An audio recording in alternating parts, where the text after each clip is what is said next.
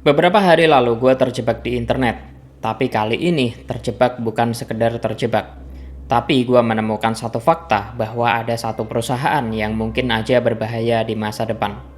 Perusahaan ini bukan menciptakan produk yang beracun atau bikin produk seperti senjata militer dan sebagainya. Tapi perusahaan ini adalah perusahaan data dan AI yang bernama Palantir. Dan pada tahun 2023, mereka menciptakan AI yang sangat canggih yang bisa menganalisa pola. Dari data yang sifatnya acak, mereka kemudian mengumpulkan potongan demi potongan dan menghubungkan titiknya, kemudian menjadi satu data dengan pola tertentu. Jelas, sebenarnya produk seperti ini bisa sangat bermanfaat, apalagi untuk perusahaan yang ingin meningkatkan sales atau marketing mereka. Karena dengan cara ini, para klien bisa membuat strategi mereka lebih efektif. Tapi yang mengejutkan, klien mereka bukan hanya dari perusahaan seperti franchise atau perusahaan manufaktur, tapi juga militer. Kalau kita mengumpulkan data, kemudian kita bisa menentukan tren apa yang kira-kira dipengenin sama customer, tentunya itu adalah hal yang baik. Tapi, perusahaan yang bernama Palantir ini lebih dari itu. Perusahaan ini nggak hanya menentukan tren, tapi juga bisa memprediksi kejadian apa yang kira-kira mungkin terjadi di masa depan. Hal itulah yang membuat Palantir ini mendapatkan kontrak dari pemerintah dan militer. Bukan cuma di Amerika, tapi negara lain udah jadi kliennya juga. Tercatat ada 150 negara yang menjadi klien dari Palantir. Lalu apa sih kehebatan mereka? Sebagai contoh, kalau misalkan ada seseorang yang ditetapkan sebagai DPO dan udah masuk ke dalam datanya Palantir ini, tentunya dia nggak bisa banyak bergerak, karena gerakannya udah bisa diprediksi. Kalau itu buat penjahat, ya artinya bagus dong. Karena kita sebagai masyarakat tentunya pengen penjahat segera ditangkap. Tapi yang kita nggak tahu adalah gimana kalau ini bukan hanya dipakai untuk penjahat, tapi untuk memata-matai semua warga. Dan tentunya akan ada konflik moral di situ. Oke, kita akan langsung bahas mengenai perusahaan yang bernama Palantir ini. Dan seperti apa kontroversinya, kita akan bahas lebih dalam.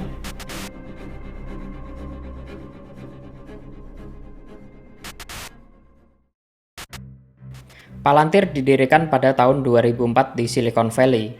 Kalau teman-teman di sini familiar dengan Lord of the Rings, pastinya nggak asing dengan Palantir ini.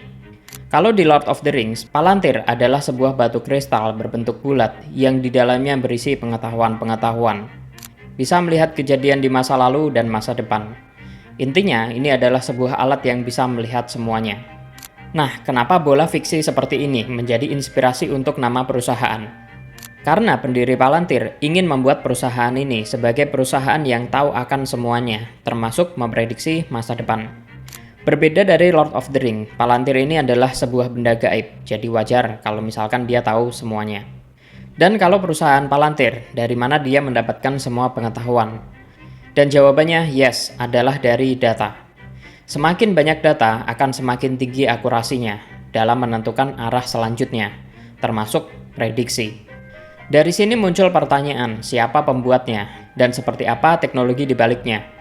Pendiri dari Palantir ini adalah Peter Thiel, yang mana adalah salah satu dari pendiri PayPal.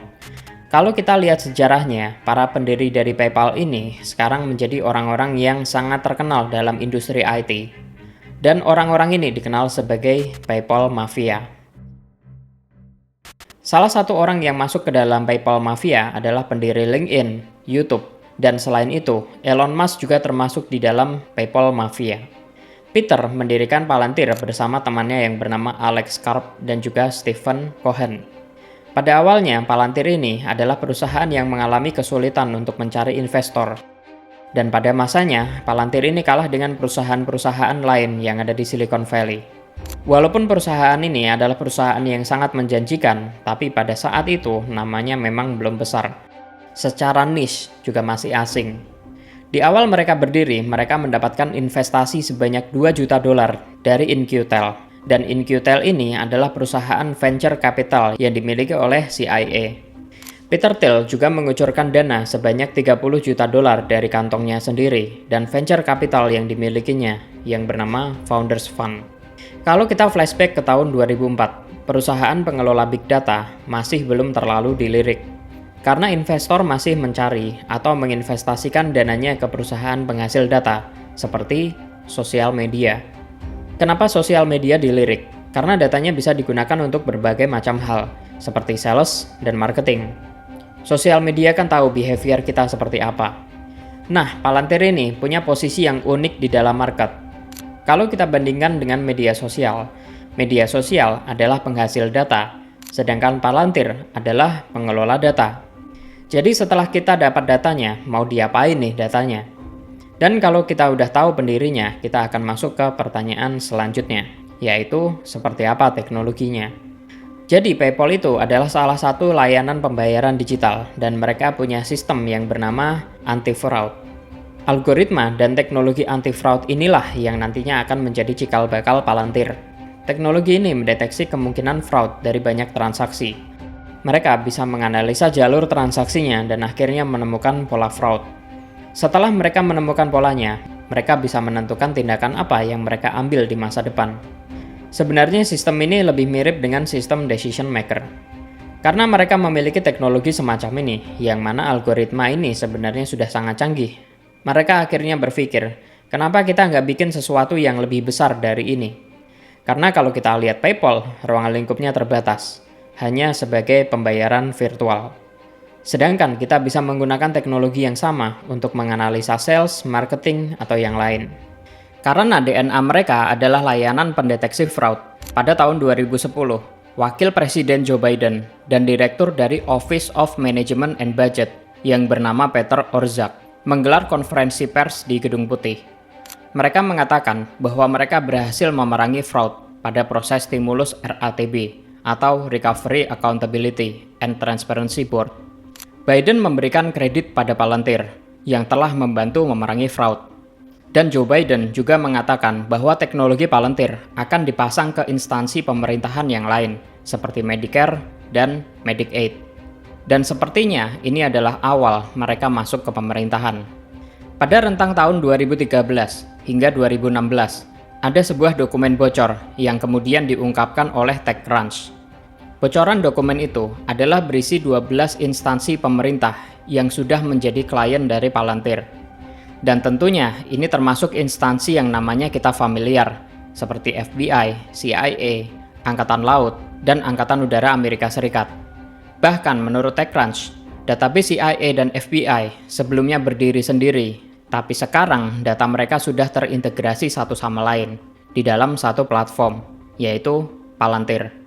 Tentu hal ini membuat publik kaget, karena gimana bisa instansi pemerintah ini menjadi klien dari Palantir tanpa diketahui publik. Dan tentunya itu bisa terjadi karena private offer atau perjanjian kerjasama rahasia. Kalau tanpa dokumen yang bocor ini, sampai sekarang kita juga masih nggak tahu siapa aja klien dari Palantir.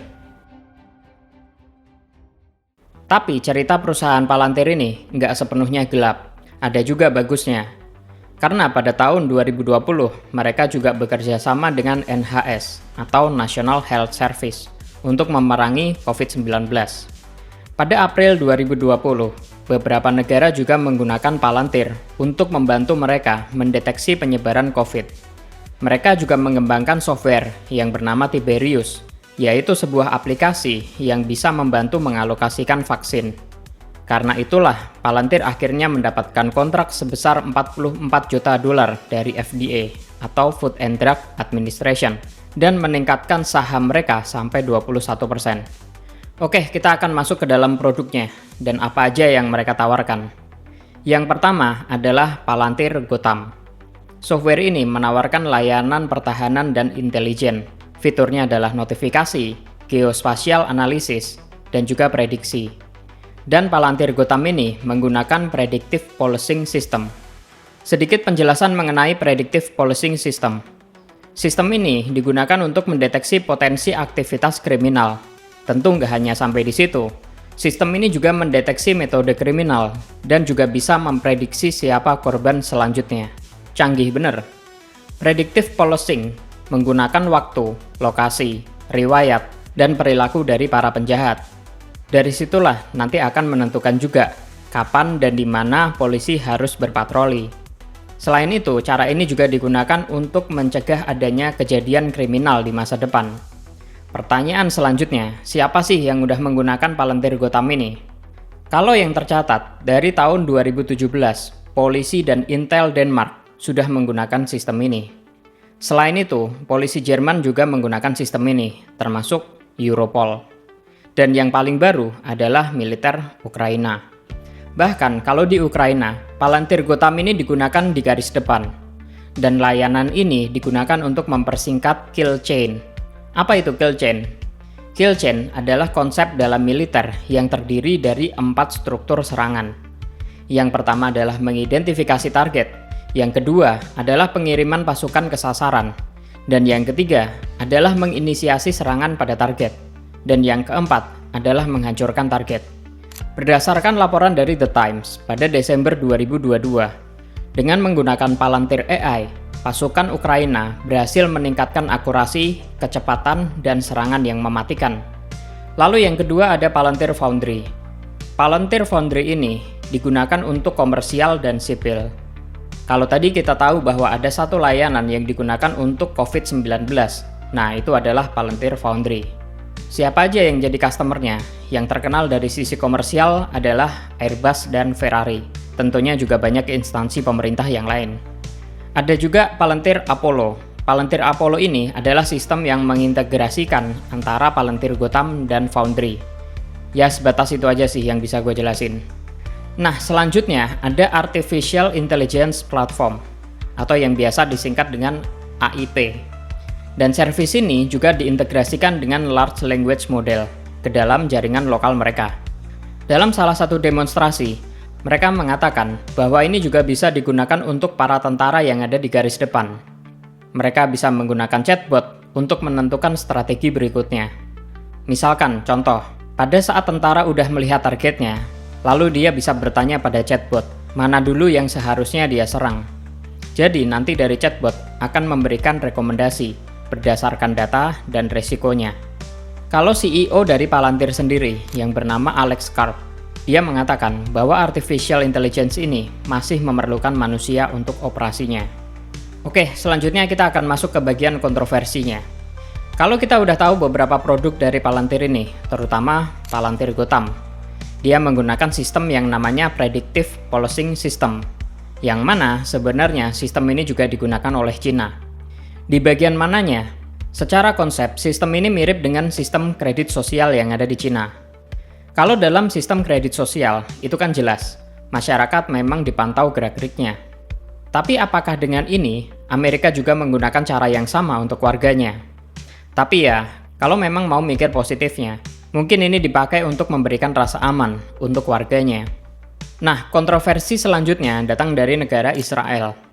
Sistem ini juga digunakan oleh Israel pada tahun 2023, yaitu perang antara Israel dan Hamas. Tentara Israel menggunakan sistem yang sama yang digunakan oleh militer Ukraina, yaitu adalah Palantir Gotham, yang tentunya lagi-lagi memiliki Predictive Policing System. Pada Januari 2024, Palantir resmi berpartner dengan IDF, atau Tentara Israel.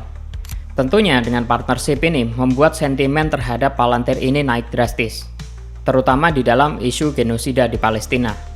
Bahkan di tahun 2024, mantan karyawan dari Palantir, sekaligus politisi Irlandia yang bernama Eoin Hayes, diberhentikan dari partainya, yaitu Sosial Demokrat, karena dia dituduh punya hubungan dengan perusahaan ini, terutama dalam hal kontrak militer. Eoin Hayes memang pernah bekerja di Palantir pada tahun 2015 sampai 2017. Dia mengatakan bahwa dia nggak punya peran apapun dalam kontrak militer pada saat bekerja di Palantir. Politisi ini juga mendapatkan serangan politik dari lawannya dengan tuduhan mendapatkan keuntungan dari genosida.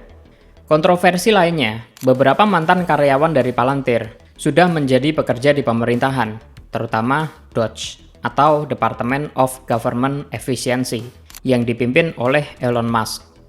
Apakah ini adalah ordal? Karena yang kita tahu, sekarang ini banyak orang dari big tech company yang masuk ke dalam pemerintahan Donald Trump. Selain itu, Peter Thiel, investor sekaligus pendiri dari Palantir, juga adalah pendonor dalam pemenangan Donald Trump dan JD Vance. Dia memberikan dukungan dana pada paslon tersebut pada saat kampanye.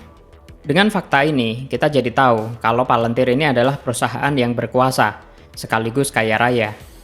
Bukan hanya karena teknologinya yang powerful, tapi juga dengan koneksinya yang tersebar di berbagai belahan dunia. Dan kita nggak tahu, kalau mereka punya data-data dari warga negara, dan bahkan data-data militer dari suatu negara, akan diapakan data itu sama mereka? Tentunya sebagai warga global yang cinta damai, kita mendoakan supaya pergerakan global ini bergerak ke arah yang lebih baik. Itu aja mungkin dari gua untuk video kali ini. Kalau dari teman-teman ada pendapat, silahkan tulis di kolom komentar. Tetap like, subscribe, share. Terima kasih dan sampai jumpa.